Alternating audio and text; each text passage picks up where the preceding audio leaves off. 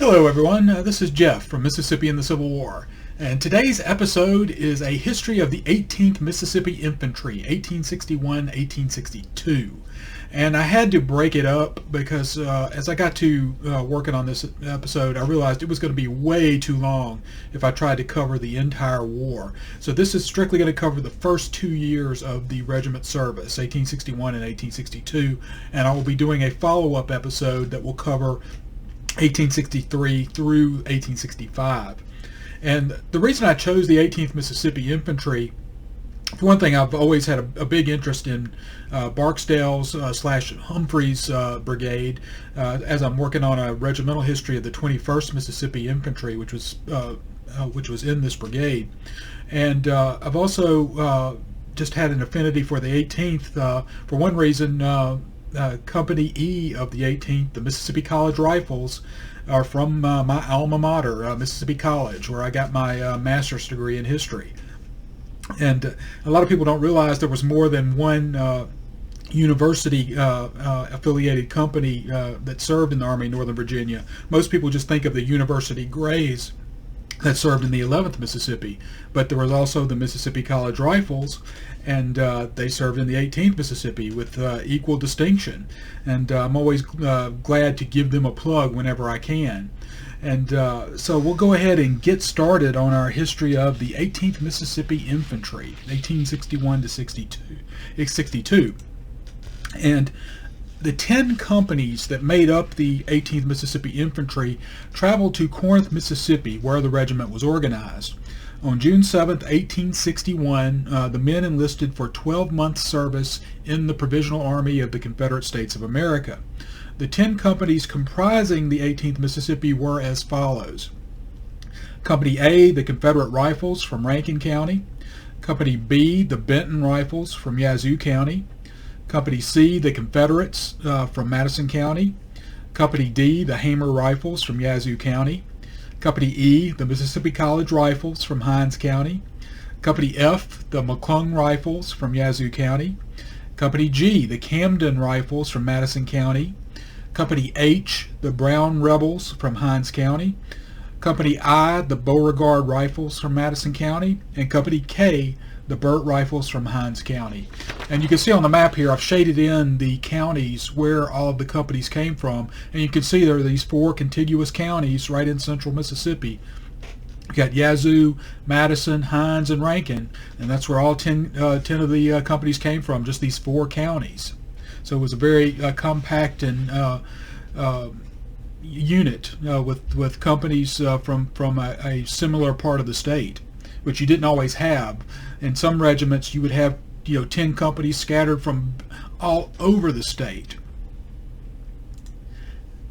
The first colonel of the 18th Mississippi Infantry was Erasmus R. Burt, shown here in this picture. He was elected colonel of the 18th Mississippi in the spring of 1861. A doctor by profession, he had also gone into politics before the war. He had been first elected to the Mississippi House of Representatives, where he was instrumental in helping to found the Mississippi Institution for the Education of the Deaf and Dumb. At the time the war broke out, he was serving as Mississippi's state auditor, and he resigned this position to enter the Army in 1861. As second in command, Thomas M. Griffin of Madison County was elected lieutenant colonel, and the third in command of the 18th was John W. Balfour, who was elected major. And once the regiment was organized, the 18th Mississippi consisted of 10 companies of approximately 100 men each, although these numbers were going to diminish quickly as the war went on, and a lot of soldiers were going to be lost to disease and to combat, more from the former than the latter. You would lose a lot more men to disease than you would in actual fighting. And I've just shown here, this is a picture of a Mississippi company. It's not one from the 18th. This is from taken down at Pensacola. From some of the Mississippians that were stationed down there in early 1861, but this gives you an idea of what a company looked like. And then I've also got this chart here showing you what a regiment would look like when arrayed in line of battle. And this is 1,000 men at full strength. By the time they would get into serious combat, their numbers were probably going to be less than half of that, 500 or less. Particularly disease in the early months of the war really took a toll on all regiments, and the Mississippi 18th was no exception.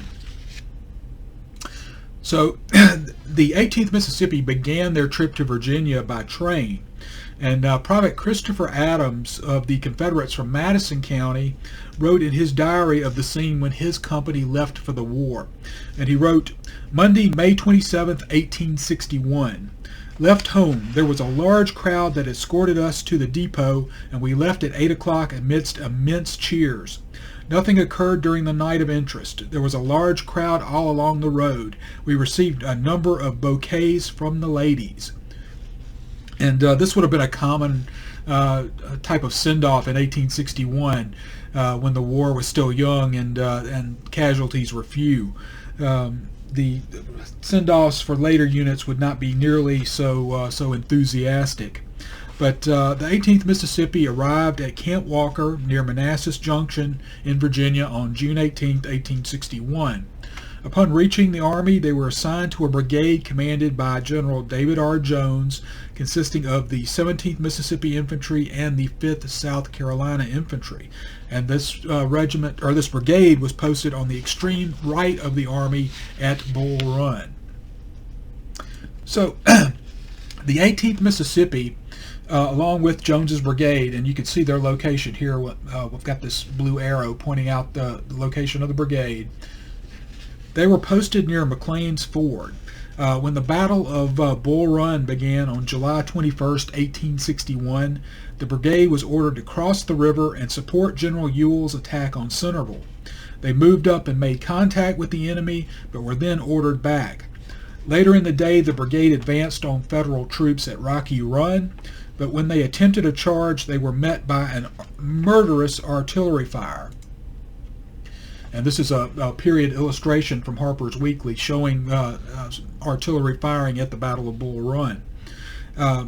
This fire forced most of the 18th Mississippi to retreat, the lone exception being Company H, the Brown Rebels, commanded by Captain Albert G. Brown.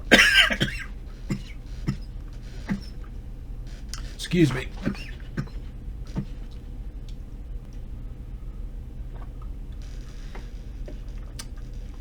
So that company never received the order to retreat, so they kept trying to advance. And in the fighting, the 18th had 8 men killed and 21 wounded, including Captain Adam McWillie of the Camden Rifles, who was a veteran of the Mexican War, who was hit by a canister shot while attempting to rally his men.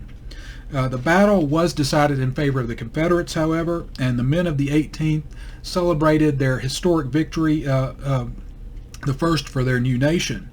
One member of the regiment wrote after the battle, quote, "Our army is in fine spirits and are all eager to continue the march to Washington City." That's from the Weekly Mississippian, August 7th, 1861.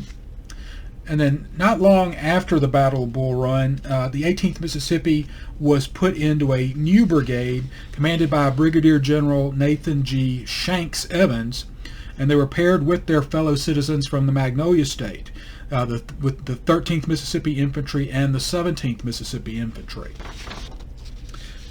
Evans' brigade was ordered to Leesburg on the extreme left of General Beauregard's army, and until the Battle of Leesburg, also known as Ball's Bluff, October 21st, 1861.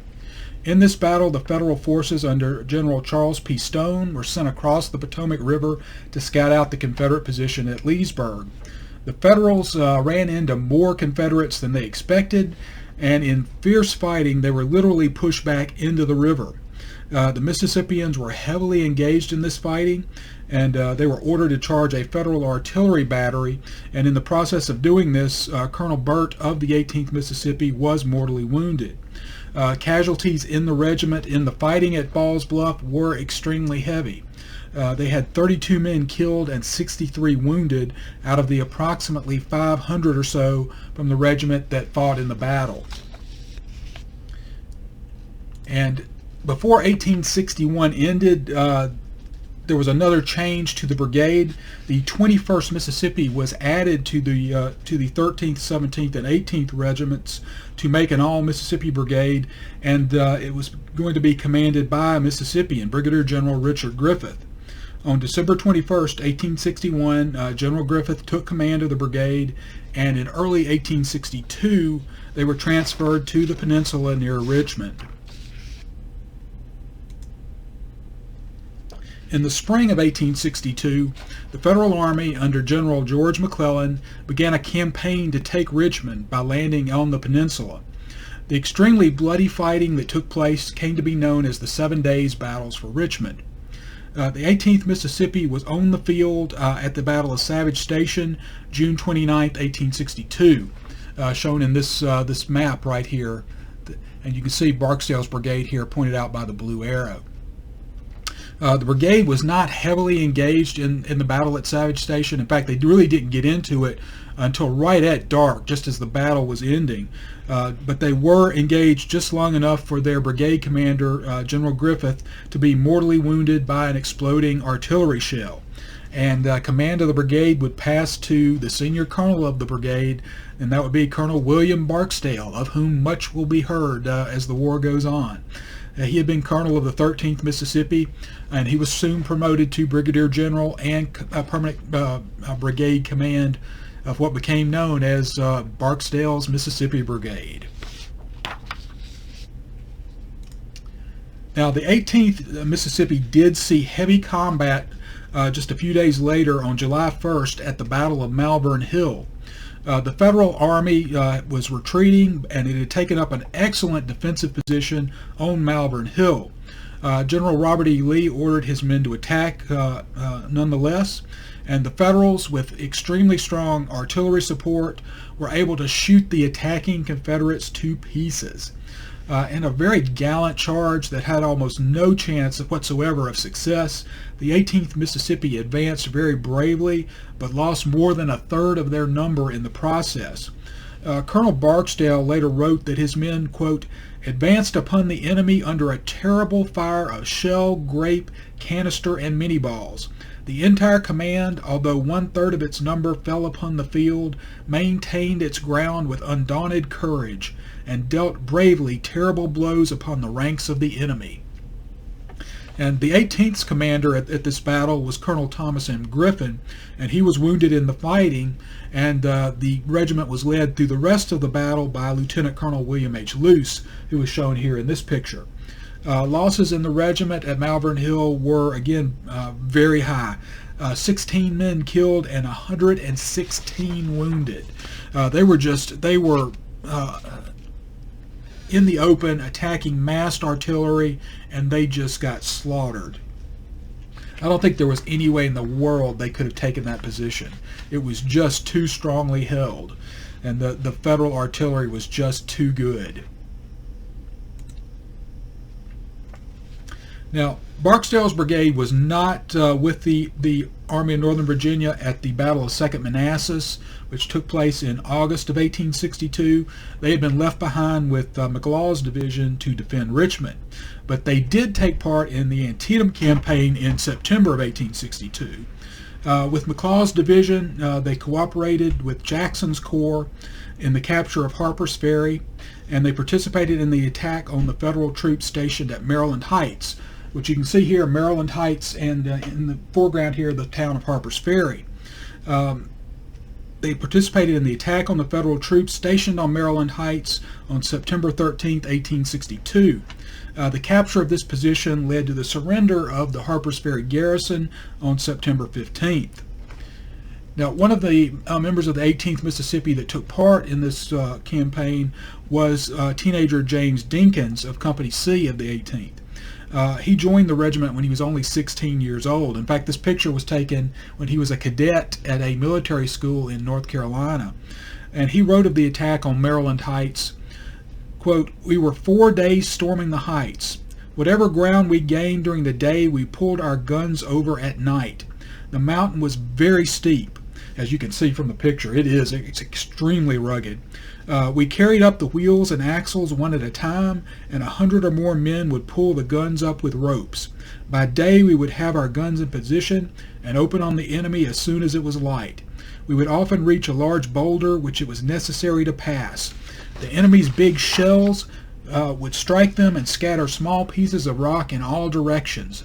We advanced under heavy fire, but very slowly. Nothing to eat and no water, though the Potomac was within 2 miles. We finally reached the summit, having driven the enemy into Harper's Ferry. We were nearly starved. We scrambled over the bread crusts, onion peels, and meat skins that the enemy had thrown away. Stonewall Jackson had Harper's Ferry surrounded on both sides of the river. And you can see, once you had the Maryland Heights, Harper's Ferry basically became untenable. The Confederates, very laboriously hauled their guns up there. Once they had the heights and could rain artillery fire down on the men trapped in Harper's Ferry, the Federals really had no choice but to surrender. And that leads us on to the Battle of Antietam, or Sharpsburg, as it was known by the Confederates. And the Army of the Potomac and the Army of Northern Virginia met at the Battle of Sharpsburg, Maryland on September 17, 1862. Lee's army was badly outnumbered in this fight. He had about 45,000 men facing McClellan's 75,000. McClellan, however, wasted much of his numeral advantage, committing his troops piecemeal in a series of uncoordinated attacks, which allowed Lee to shift his forces around the battlefield to meet each attack as it was made. Barksdale's brigade, having taken part in the attack on Maryland Heights, had to hasten to rejoin the main army after the surrender of Harper's Ferry, and the Battle of Antietam was already underway as they were marching to the sound of the guns. By the time they arrived, the brigade had been forced to force march the distance to Antietam, and many of the men fell out just from sheer exhaustion.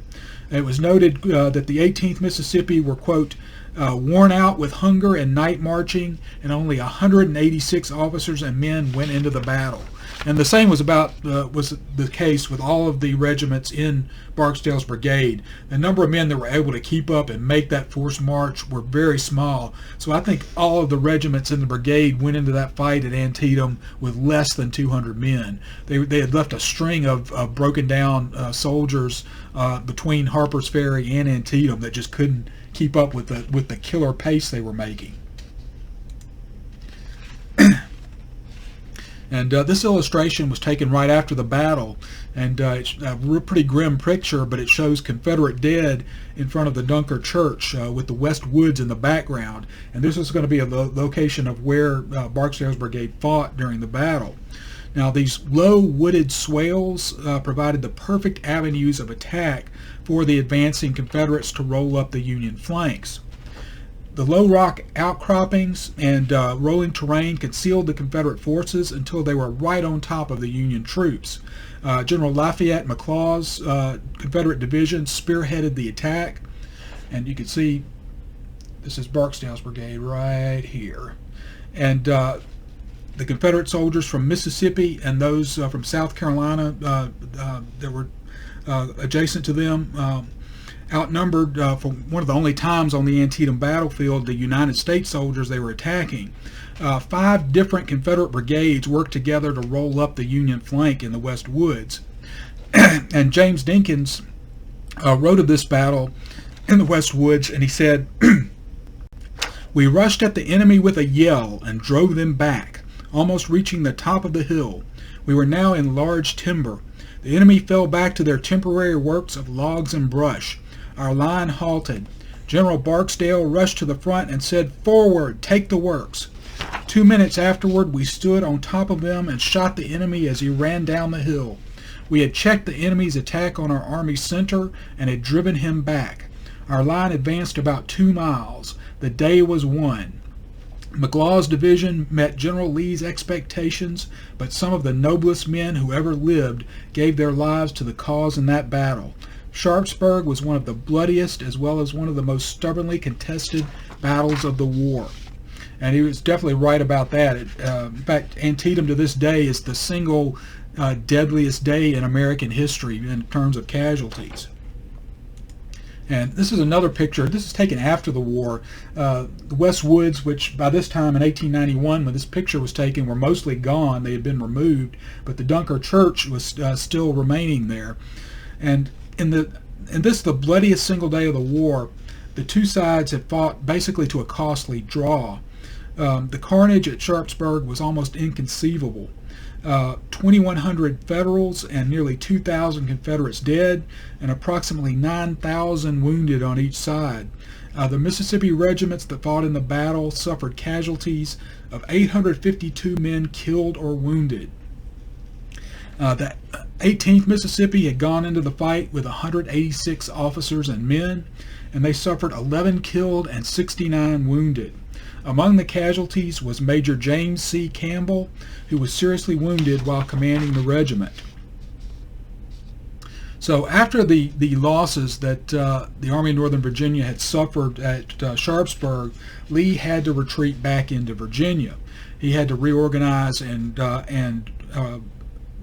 and rebuild his seriously depleted army. The Confederates were aided in this by the Federals, who did not make a serious move against the Army of Northern Virginia until mid-November, when the Army of the Potomac, by this time under the command of Major General Ambrose Burnside, marched on Fredericksburg, Virginia. But before Burnside could cross the Rappahannock and take the city with his 122,000-man army, Lee was able to concentrate the Army of Northern Virginia, now back up to about 78,500 men at the town.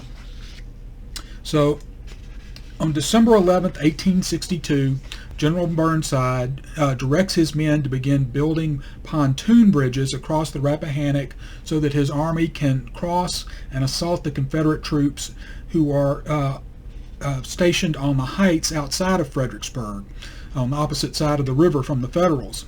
Now, opposing this crossing are the 17th and 18th Mississippi regiments. They were situated along the riverbank, and they laid down such a withering fire that they were able to stop the pontoon builders basically in their tracks.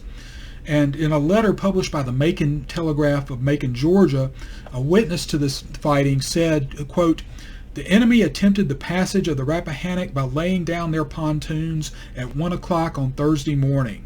They were permitted to get their bridges half finished and before our men fired on them. About dawn, however, the 17th and 18th Mississippi, a part of Barksdale's brigade, opened fire upon them, killing and wounding a large number. These regiments were armed with Springfield rifles and for a while drove the pontooniers from their work. Then it was that the Yankees opened upon the town with shot, shell, and grape to the destruction of the houses and the terror and panic of panic-stricken inhabitants, 2/3 of which were women, but doing little or no harm to the gallant band of Mississippians who were there to dispute their entrance." So the Mississippians did such a good job of delaying the pontoon builders that General Burnside was forced to come up with a new plan. He sent a landing party across the river in boats to engage the Confederates and take the heat off the pontoon builders, allowing them to complete the bridges so that the main army could come over. This plan was successful, and the Mississippians were forced to withdraw through the city, fighting house to house in some very close range and deadly combat. And again, James Dinkins wrote of this fighting, saying, "The enemy charged us and fought like devils. Theirs was a grand command as well as ours. They were Americans. They attempted to climb over our little temporary ditch, which was a breastwork in name only, but we clubbed them with our guns and drove them back. They were reinforced and reformed. The Washington artillery poured shell right into their ranks. They opened but closed up again. We saw them move forward the second time under the fire of the batteries as well as our infantry fire. They reached our lines again. It seemed as if the fate of the human race depended on the conduct of each individual." Now, the Union Army plan was successful, and eventually the Mississippians were forced out of town by superior numbers, falling back to join their forces on the heights outside of town. In this fighting, the 18th Mississippi had 5 men killed and 27 wounded. which is really fairly small numbers considering how close range the fighting was. But the Federals then eventually made an ill-fated direct assault on the Confederate heights and were repulsed with extremely heavy casualties. And this was going to be the last major action of 1862. And that's going to end this episode, and I will be coming back with you very soon with 1863, 64, and 65, where the 18th will again see extremely heavy combat for the remainder of the war. So we'll be going over some of the biggest battles of the conflict: Chancellorsville, Gettysburg, the Wilderness, Spotsylvania. The 18th was in the heart of all of those fights, and would see a lot of very bloody combat. So I hope you'll tune in for that episode, which will be coming to you very shortly. And I hope you enjoyed this episode. If you did, please give it a like and a thumbs up. If you haven't subscribed to the channel yet, please do, because it's really my only gauge with how much popularity I'm getting from these episodes, and whether I should keep doing more of them. So if you have any questions, please leave comments. I'll be glad to answer your questions as best I can. And I look forward to coming to you again soon. Thank you.